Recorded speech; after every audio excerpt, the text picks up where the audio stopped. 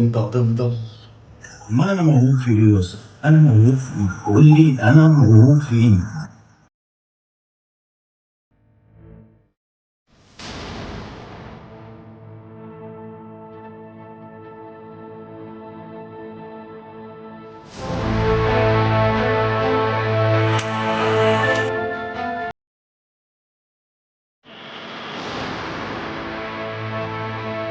يا عم ما تسيبك من دور الدخان ولا الباتشان اللي انت عايش فيه ده، الله يخرب بيتك خنقتني.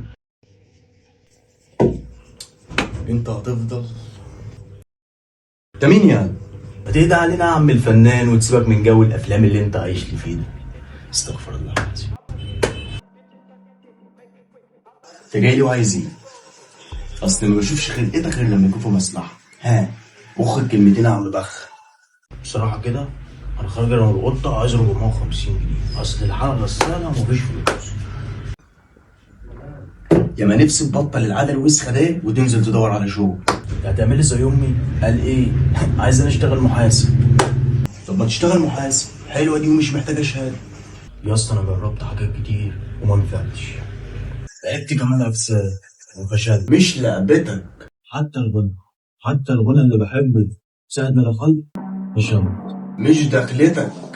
امال انا موهوب في ايه يا اسطى؟ انا موهوب في ايه؟ قول لي انا موهوب في ايه؟ في الفشل. انت موهوب في الفشل، اشتغل فاشل.